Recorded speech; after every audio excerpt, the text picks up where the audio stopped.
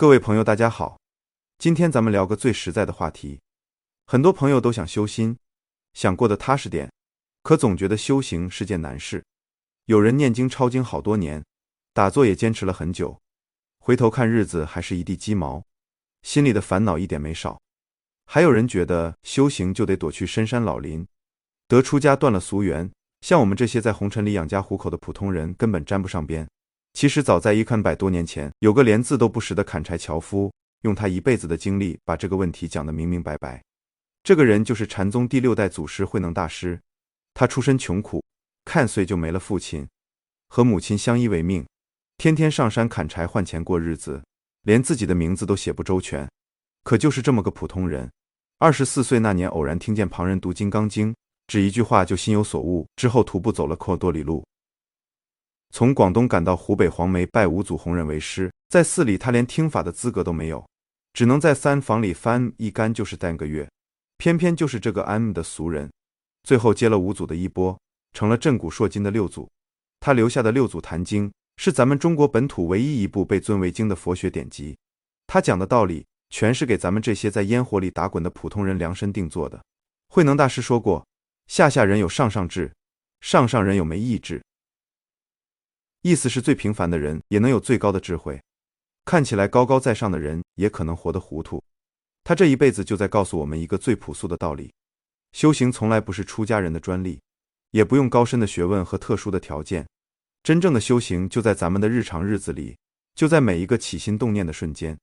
今天我就把慧能大师最核心的7句真言分享给大家，真能听明白，做得到胜过你盲目苦修10年，能帮你避开所有修心的误区，慢慢活出自在的本心。第一句真言：菩提本无树，明镜亦非台，本来无一物，何处惹尘埃。这是慧能大师最出名的一句话，也是整个禅宗的根。说起这句话的来历，还有个流传1000年的故事。当年五祖弘忍年纪大了，想选个接班人，就让弟子们各做一首 Zen 字，看看谁的悟性够深。当时寺里的首座和尚神秀是所有人心里默认的继承人。他做的根子是身是菩提树，心如明镜台，时时勤拂拭，莫使惹尘埃。意思是身子像菩提树，心像明镜子，要天天擦，别沾了灰。全寺的僧人看了都叫好，觉得写得太对了。这话传到突房里慧能耳朵里，他却摇了摇头说写的是好看，可没透到根上。他自己口述了一首，请人写在墙上，就是咱们刚才说的那4句。五祖看见这首单字，知道慧能已经明心见性了，当天夜里就悄悄去探访给他讲《金刚经》。讲到应无所住而生其心的时候，慧能彻底开悟，说出了那句震撼千古的话：何其自性，本自清净，何其自性，本不生灭，何其自性，本无动摇，何其自性，能生万法。很多人搞不懂这2首 Zen 字差在哪，咱们打个最通俗的比方，神秀的法子就像你家里有面镜子，天天落灰，所以你得天天擦。可慧能的法子是直接告诉你，这镜子本来就是干净的，压根就没有灰，你擦它干什么？这就是渐修和顿悟的区别。神秀觉得本心本来清净，被烦恼欲望的灰盖住了，得一点点擦干净才能复原。可慧能说，你的本心从来没被污染过，那些烦恼欲望本来就是虚的，你只要当下醒过来，认出自己本来清净的心，你就已经活通透了。这一点对咱们普通人太重要了。很多人一开始修心就走错了路，总觉得自己满身毛病，是个罪人。今天怪自己贪心要忏悔，明天怪自己发脾气要反省，后天又怪自己有欲望不对，把修心变成了自我折磨，越修越自卑，越活越痛苦。可慧能大师告诉我们，你本来就有清净的本性，那些缺点毛病都不是真正的你，它们就像天上的乌云，就算暂时挡住了太阳，太阳也从来没消失过。乌云总会散，你的本心也永远都在，不生不灭，不垢不净，不增不减。我听过这么一个真实的事，有位女居士学佛10年，每天要念经看个时辰，抄经2个时辰，吃素持戒样样不落，可脾气却越来越差。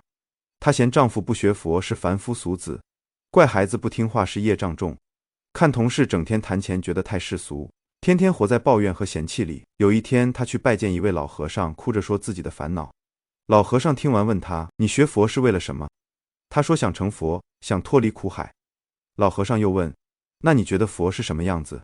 他说：“佛慈悲清净，没有烦恼。”老和尚笑了笑说：“那你看看你现在的样子，像佛吗？”女居士一下子就愣住了。老和尚接着说：“你天天念经抄经，可念的都是别人的话，抄的都是别人的字，从来没低头看过自己的心。你总觉得别人都有问题，可最大的问题恰恰在你自己身上。你把佛当成了外面的偶像，拼命想活成那个样子，却不知道佛从来不在外面，就在你自己心里。你本来就有佛性，只是自己不肯认而已。”女居士听完当场就哭了。她突然明白自己10年都学错了方向，一直在向外求，一直在和自己较劲，从来没停下来好好看过自己的本心。所以这第一句话就是要我们放下我是凡夫的执念，放下我得拼命修才能变好的执念。你要信自己本性本就清净，那些烦恼情绪都是暂时的幻影。只要你当下回神，守住自己的本心，你就活在了清明里。第二句真言：佛法在世间，不离世间觉，离世觅菩提，恰如求兔角。这是慧能大师临终前留给弟子的教诲，也是给所有在家修行人最实在的一句提醒。很多人对修行有个天大的误会，觉得修行就得远离红尘，就得躲去山里打坐，就得断了所有欲望和人情，只有这样才能清净，才能有长进。可慧能大师直接戳破了这个幻想。他说真正的道理就在人世间，就在日常的生活里。你要是想着躲开日子去找觉悟，就像去找兔子头上的角一样，永远都找不到。慧能大师自己就是最好的例子。他当年拿到五祖的衣钵后，为了躲避同门的争抢，连夜逃出了寺院。按照五祖逢怀则止，遇会则藏的叮嘱，在广东四会怀集一带的深山里隐姓埋名，混在猎人队伍里，一葬就是15年。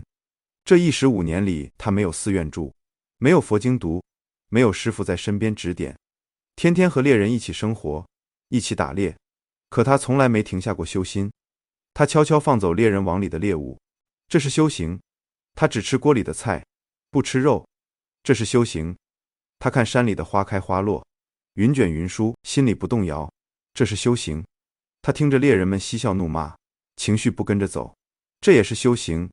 15年的烟火日子没让他退步，反而让他的心更稳，悟境更圆满。因为他明白，真正的修行不是在清静的地方修，而是在乱糟糟的环境里修；不是在顺风顺水的时候修，而是在磕磕绊绊的时候修；不是在没人的地方修，而是在和人打交道的时候修。我再给大家讲个黄打铁的故事，正好能印证这个道理。古时候有个姓黄的铁匠，天天守着铁匠炉干活，从早忙到晚，特别累。他觉得人生太苦，想找个解脱的法子。有天遇到一位高僧，就请教修行的方法。高僧问他：“你会干什么？”他说：“我就会打铁。”高僧说：“那你就一边打铁一边念佛吧。铁锤落下去的时候念一声，风箱拉起来的时候念一声。”黄打铁半信半疑，还是照着做了。刚开始他总被炉火烤得难受，胳膊酸得抬不起来，佛号念得断断续续。可日子久了，他发现，当铁锤落下的节奏和佛号合在一起的时候，他居然忘了累，忘了疼。他自己说，往日在炉边觉得火热，念佛就不觉得热；打铁胳膊酸，念佛就不觉得酸。就这么过了看年。有一天，黄打铁突然把亲友都叫来，说自己今天要往生西方极乐世界了。大家都以为他说笑，可他沐浴更衣之后，回到铁匠炉边，拿起铁锤，最后打了一下铁，随口念了4句：子叮叮当当，九炼成钢，太平将尽，我往西方。话音刚落，他就站着走了。这个故事告诉我们，修行不用挑环境，也不用找特殊的法子，你是什么身份就做什么事，你在什么地方就在什么地方修。上班的人就在工作里修，做生意的就在买卖里修，当父母的就在养孩子里修，做儿女的就在陪父母里修。很多人说我太忙了，没时间修行。可慧能大师说，行住坐卧皆是禅，语默动静体安然。吃饭是修行，走路是修行，睡觉是修行，甚至连收拾家务都是修行。只要你能保持觉察，守住正念，做什么事都是修行。我认识一位做企业的朋友，学佛很多年，他没时间天天打坐念经，也没空去寺院参加法会，可他把修行全融进了工作和日子里。他待员工像家人，做生意童叟无欺，不赚亏心的钱，赚了钱就拿出很大一部分做慈善，帮那些有难处的人。他说把企业办好，让员工都能过上安稳日子，给社会做点有用的事，这就是我最好的修行。是啊，这才是真的修行。修行不是让你逃避责任，不是让你扔下家庭和事业，而是让你带着觉察过日子，带着善心去做事。你把自己的小家顾好，把手里的工作做好，把身边的关系处好，这就是修行。要是连这些最基本的事都做不好，就算每天打坐10个时辰，又有什么用呢？第句真言：心平何劳持戒，行直何用坐禅。这是慧能大师戳破形式主义最狠的一句话。很多刚开始修心的人最容易犯这个错，把形式当成了修行本身，觉得修行就得穿素衣，吃长素，每天得打坐几个时辰，得念多少遍经，抄多少遍字，把这些当成衡量自己修得好不好的标准。今天打坐了2个时辰，就觉得自己今天特别精进；今天有事没念经，就觉得自己犯了大错，愧疚半天。可慧能大师告诉我们，要是你的心是平静的、平等的，根本用不着刻意去守那些条条框框；要是你做事光明磊落、坦坦荡荡，根本用不着刻意去打坐修禅。我不是说持戒、坐禅不好，这些都是很好的法子，可问题是很多人把它们当成了目的，而不是工具。为了持戒而持戒，为了坐禅而坐禅，表面看着清净精进，心里却装满了分别和执念。有这么个故事，说有个和尚持戒特别严，每天打坐12个时辰，过午不食，从不和女性说话，觉得自己修得特别好，心里很骄傲。有天他路过一条河，看见个年轻女子站在河边不敢过去，女子求他帮忙背自己过河，他立刻拒绝，说自己是出家人，不能接触女人。说完自己就过河了。没过多久，又来了另一个和尚，看见女子为难，二话不说背起她就过了河，到对岸放下人就接着赶路。前面那个和尚看见特别生气，追上后面的和尚指责他，说你怎么能背女人过河？你犯戒了。第二个和尚笑了笑说，我背她过河，到岸就放下了。可你呢？你把她放在心里，到现在都没放下。第一个和尚听完，羞愧得抬不起头，他这才明白，自己持戒持了这么多年，持的都是表面的规矩，不是心里的戒。真正的持戒不是守多少条条框框，而是守住自己的本心。心要是清净，做什么都不会越界；心要是不清净，守再多规矩也没用。坐禅也是一个道理。很多人觉得坐禅就是盘腿坐下，闭上眼睛什么都不想。可他们不知道，真正的坐禅不是身体坐着不动，是心坐着不动。要是心乱哄哄的，就算盘腿坐一整天也没用。慧能大师说，道由心悟，起在坐禅，觉悟是从心里来的，不是从盘腿打坐来的。曾经有个和尚问慧能大师，师父，你为什么不坐禅？慧能反问他，什么是坐禅？和尚说，就是身体不动，眼睛闭上，什么都不想。慧能说，要是这样就算坐禅，那木头和石头也能坐禅。真正的坐禅是面对外界所有好坏境界，心里不起波澜，这才叫坐。能看见自己的本性不动摇，这才叫禅。所以对咱们普通人来说，别太执着于形式。你不用逼自己每天必须打坐多久，也不用硬逼着自己吃长素。当然，要是你喜欢打坐，愿意吃素，那很好。要是你不喜欢或者没条件也没关系。关键是你的心平不平，你的行正不正。什么叫心平？就是没有分别心，没有执念，不会因为别人有钱就羡慕，也不会因为别人穷就看不起，不会因为别人夸你就飘起来，也不会因为别人骂你就气半天。得到了不狂喜，失去了不悲伤。你的心就像平静的湖面，不管什么东西掉进去，只会起一点涟漪，很快就恢复平静。什么叫行直？就是做人做事光明磊落，坦坦荡荡，不做亏心事，不赚黑心钱，不骗别人，也不骗自己。对人真诚，对事负责，夜里睡得踏实，问心无愧。你要是能做到心平行直，就算不持戒，不坐禅，也是个真真正正的修行人。反过来，要是做不到心平行直，就算持戒再严，打坐再久，也只是装模作样的假修行。第4句真言，不是风动，不是幡动，仁者心动。这是慧能大师出山弘法说的第一句话，一句话就点透了烦恼的根源。关于这句话也有个很有名的故事。慧能在猎人队伍里隐居了15年，觉得时机成熟了，该出来讲法了，就来到了广州的法兴寺。当时寺里的印宗法师正在给大家讲《涅盘经》，讲着讲着，风吹动了旗杆上的幡，有2个和尚看见了，就争论起来，一个说是风在动，另一个说不对，是幡在动。2个人争来争去，谁也说服不了谁。就在这时候，慧能站了出来，说不是风动，不是幡动，是你们自己的心在动。这句话一出口，全场都惊呆了。印宗法师知道这人肯定是得道的高人，立刻走下讲台向慧能行礼，请他上座讲法。后来还亲自给慧能剃度，拜他为师。很多人不理解，风明明在动，幡也明明在飘。你晚上睡觉做了个梦，梦里有好多人好多事，有开心的也有难过的，你觉得梦里的一切都是真的，可等你醒过来才发现，梦里的全是假的，都是你自己的心变出来的。咱们现在的日子其实也像一场大梦，你看见的风，看见的幡，看见的这世间所有事，其实都是你的心映照出来的。风动、幡动都是外面的表象，真正让你产生分别、生出执念的是你自己的心。要是你的心不动，那风动还是幡动都和你没关系。这个道理对咱们现代人太有用了。我们天天活在焦虑和内耗里，会因为别人一句话生气半天，会因为一点小事烦恼好久，会因为未来没发生的事害怕焦虑。我们总觉得是外面的人和事让自己不开心，可慧能大师告诉我们，不是外界让你难过，是你自己的心让你难过。有个大家都听过的故事，说有个老太太有2个儿子，大儿子卖雨伞，小儿子卖布鞋。老太太天天愁眉苦脸，晴天的时候担心大儿子的雨伞卖不出去，雨天的时候担心小儿子的布鞋没人买，就这么天天活在痛苦里。有天邻居看他这么难受，就跟他说，您怎么不换个角度想呢？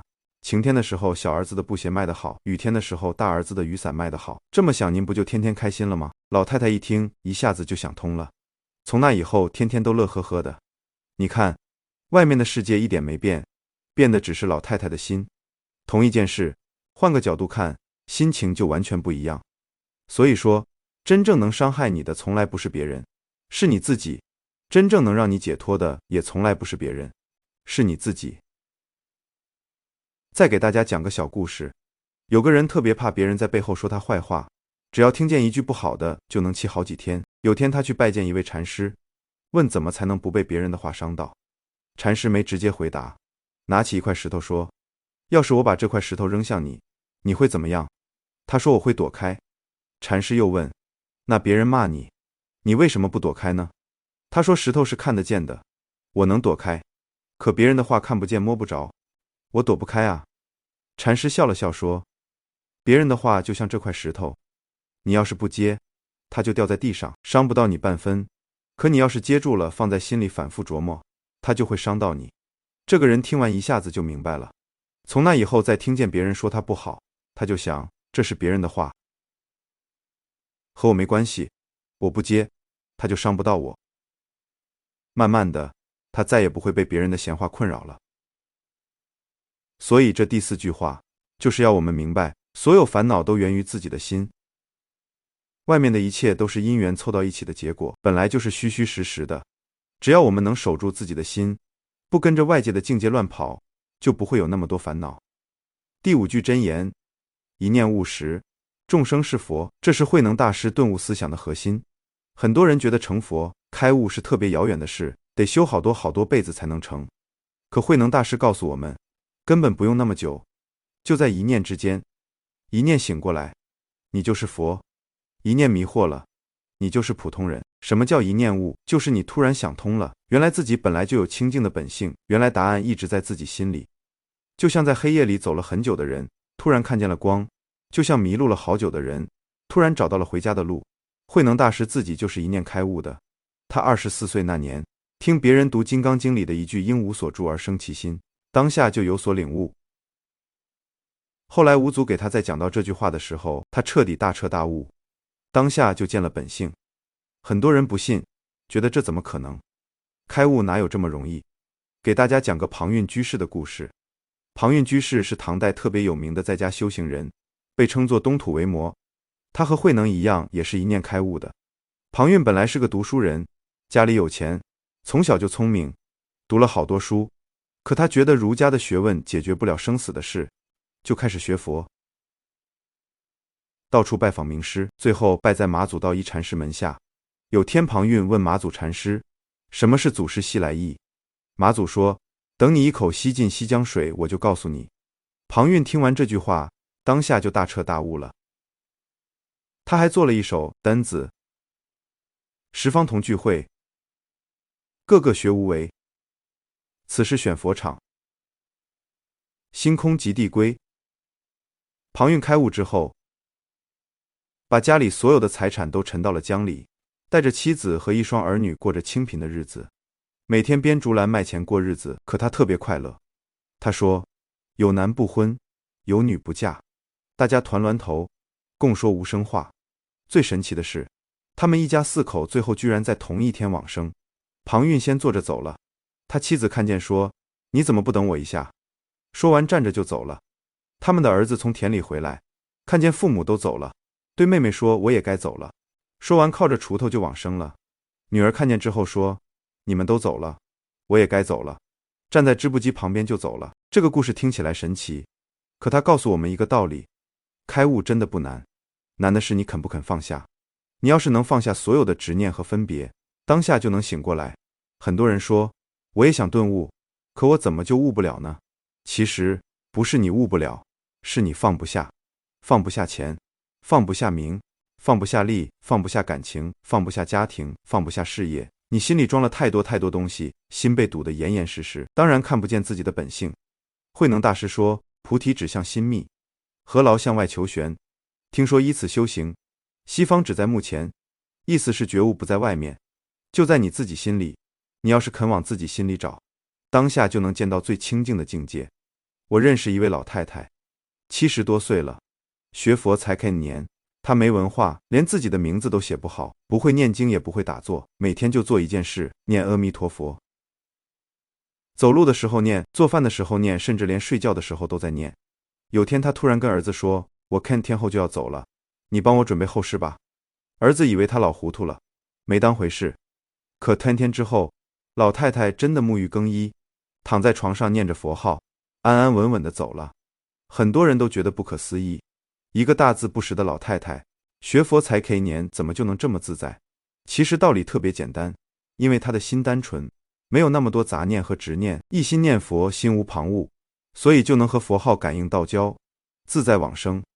所以别觉得自己笨，别觉得自己没文化，别觉得自己毛病多，只要你有一颗真诚的心，肯放下那些没用的执念和分别，一念清醒的瞬间，你就和佛没有区别。第六句真言，烦恼即菩提，这是慧能大师最颠覆大家认知的一句话。很多人觉得烦恼和觉悟是对着干的，要想开悟就得断掉所有烦恼。可慧能大师告诉我们，烦恼就是觉悟的种子，没有烦恼，也就没有所谓的觉悟。咱们打个比方，烦恼就像淤泥，觉悟就像莲花，莲花只能长在淤泥里，没有淤泥就开不出莲花。同样的道理，觉悟也只能从烦恼里生出来，没有烦恼，你也永远不会真正觉悟。为什么这么说？因为只有遇到烦恼的时候，你才会去想人生到底是怎么回事，才会去找解脱的法子。要是你一辈子顺风顺水，什么烦心事都没有，你永远也不会想到要修心，永远也不会真正醒过来。慧能大师说，凡夫即佛，烦恼即菩提，前念迷即凡夫，后念悟即佛，前念住境即烦恼，后念离境即菩提。意思是说，凡人和佛，烦恼和觉悟，其实就是一念之间的事。一念糊涂，你就是普通人，就有烦恼；一念清醒，你就是通透的人，就有觉悟。给大家讲个维摩诘居士的故事。维摩诘是佛陀时代最有名的在家居士，他虽然有妻子儿女，有财产家业，可修行境界比很多出家人都高。有一次维摩诘生病了，佛陀知道后就派弟子们去探望，可弟子们都不敢去，因为之前都被维摩诘问得答不上话。最后佛陀只好派文殊菩萨去。文殊菩萨见到维摩诘就问：居士，你为什么会生病？维摩诘说：因为所有众生都在生病，所以我才生病。要是所有众生的病都好了，我的病也就好了。文殊菩萨又问：你生病的时候，身体是疼还是不疼？维摩诘说：我的身体是疼的，可我的心不疼。文殊菩萨问：为什么你的心不疼呢？维摩诘说：因为我明白，身体只是个虚幻的壳子，痛苦也只是虚幻的感受，真正的我是不生不灭，不垢不净，不增不减的，所以不管身体多疼，我的心都不会被影响。这个故事告诉我们，烦恼和痛苦本身不可怕，可怕的是你对烦恼和痛苦的执念。你要是能看透烦恼的本质，知道它们都是暂时的、虚幻的，它们就伤不到你，而且你还能把烦恼变成修心的养分，让自己成长得更快。我认识一位女居士，曾经遭遇过特别大的打击，她丈夫在一场车祸里走了，留下她和年幼的女儿。她当时特别痛苦，觉得天塌了，天天以泪洗面，甚至想过跟着一起走。就在她最绝望的时候，接触到了佛法，开始读《金刚经》，读《六祖坛经》。慢慢的，她明白了，所有事都是因缘和合的结果，都是无常的。丈夫离开是因缘到了，她再痛苦也改变不了事实。她开始放下对丈夫的执念，把所有精力放在抚养女儿和帮助别人上，参加了好多慈善活动，帮那些和她有一样遭遇的人。她说：以前我觉得这场灾难是我这辈子最大的不幸，可现在我觉得它是我这辈子最大的财富，因为它让我明白了人生无常，让我学会了放下，让我找到了活着的意义。要是没有这场灾难，我可能一辈子都不会接触佛法，一辈子都活在糊涂里。是啊，这就是烦恼及菩提的真正意思。每一次烦恼都是一次修心的机会，每一次痛苦都是一次成长的台阶。你要是能在烦恼里保持觉察，在痛苦里守住正念，就能把烦恼变成觉悟，把痛苦变成自在。所以别害怕烦恼，别逃避痛苦。当烦心事来的时候，你甚至可以感谢它，因为它是来度你的，是来帮你看清自己，变得更通透的。第7句真言：不思善，不思恶，正与魔时，那个是明上座本来面目。这是慧能大师点化慧明和尚时说的话，也是禅宗最有名的话头之一。说起这句话的来历，还有个特别精彩的故事。当年慧能拿到五祖的衣钵，连夜逃走，寺里好多和尚不服气，觉得一个丧的外人凭什么拿衣钵，就追出来想把衣钵抢回去。追的人里有个叫慧明的和尚，出家前是将军，性子急，力气大，跑得最快，第一个追上了慧能。慧能看见慧明追来，就把衣钵放在路边的大石头上，自己躲进了树林里。慧明看见衣钵特别高兴，伸手就去拿，可奇怪的是，他用尽全力也拿不动那套衣钵。慧明一下子就明白了，自己和这衣钵没缘分，就对着树林喊：行者，行者，我是为求法来的，不是为衣钵来的，请你出来给我讲法。慧能这才从树林里走出来，坐在石头上对他说：你既然是为法而来，现在就摒除所有念头，不要想善，也不要想恶。就在这个时候，哪个是你慧明的本来面目？慧明听完这句话，当下就大彻大悟了。他跪在地上说：我在黄梅这么多年，一直没明白自己的本来面目，今天听师父一句话，就像人喝水一样，冷了热了，自己心里清楚。很多人不理解这句话，什么叫不思善不思恶？难道我们不用分清好坏了吗？难道可以做坏事吗？不是的，慧能大师不是让我们不分善恶，也不是让我们去做坏事，他是让我们不要执着于善恶的分别，因为执着于善恶本身也是一种执念。你执着于善，就会看不起恶；你执着于对，就会嫌弃错。只有超越了这些分别，你才能见到自己真正的本性。什么是本来面目？就是我们的自性，我们的佛性。它不生不灭，不垢不净，不增不减，没有善也没有恶，没有美也没有丑，没有好也没有坏，超越了所有的分别和执念。咱们再打个比方，我们的自性就像一面镜子，镜子本身没有任何形象，可它能照出所有样子。美人站在前面，镜子就照出美人；丑人站在前面，镜子就照出丑人。镜子不会因为照见美人就开心，也不会因为照见丑人就生气，它只是如实照出来，不做任何评判。我们的自性也是一样，它本身没有分别，可它能生出所有分别。遇到善事，我们知道这是善事；遇到恶事，我们知道这是恶事，但我们不会执着于善事沾沾自喜，也不会厌恶恶事耿耿于怀。我们只是清清楚楚知道，然后该怎么做就怎么做。这就是不思善不思恶的真正意思。它不是让我们麻木糊涂，也不是让我们是非不分，而是让我们守住一颗平常心，不被善恶对错的分别牵着走。这一点对咱们普通人太重要了。很多人学佛之后变得特别执着于善恶对错，觉得自己是好人是善人，就看不起那些所谓的坏人，看不起不学佛的人。他们拿自己的标准去要求别人，评判别人，别人不符合自己的心意，就生气，就指责。可他们不知道，这么做恰恰违背了佛法的本意。佛法是宽容的，是慈悲的，告诉我们每个人都有佛性，都能觉悟。那些做了坏事的人只是一时糊涂走错了路，我们该用慈悲心去感化他们，而不是用嗔恨心去指责他们。有这么个故事，有位老和尚养了一条狗，这条狗特别调皮，经常偷吃东西，还到处大小便。弟子们都特别讨厌这条狗，想把它赶走。可老和尚对这条狗特别好，每天弟子们不理解就问老和尚：师父，这条狗这么不听话，您为什么还对它这么好？老和尚说：它虽然是条狗，可它也有佛性啊，它现在调皮，只是还没觉悟，总有一天它也会成佛的。弟子们听完都特别惭愧，他们才明白，老和尚对这条狗的慈悲才是真正的佛法。所以这第7句话就是要我们超越善恶对错的分别，回归自己的本来面目。当你不再执着于对错好坏的时候，你就会发现，原来所有人都有清净的本性，原来这个世界本来就是清净圆满的。各位朋友，以上就是慧能大师最核心的7句真言。这7句话就像7盏灯，能照亮我们在烟火里修心的路，帮我们避开所有误区，慢慢找回自己的本心。说到底，这7句话讲的都是同一个道理，修行修的从来不是外面的形式，而是自己这颗心。不用向外求，不用躲起来，不用怕烦恼，不用等将来，当下的每一刻都是最好的修行时机。最后我再给大家看个实在的提醒，帮大家少走弯路。第一，修行是你自己的事，和别人没关系。别总跟别人比，别看着别人怎么修你就怎么学，不用比谁打坐时间长，不用比谁念经多，找到适合自己的法子，踏踏实实走自己的路就好。第二，修行要慢慢来，别急于求成。顿悟虽然是一念之间的事，可顿悟之前需要慢慢打磨自己的习气，需要一点一滴的积累。别想着一步登天，日子一天天过，心一点点修，循序渐进就好。第三，修行要落到实处，要知行合一，别把这些道理当成知识听，当成故事看，听完了就忘。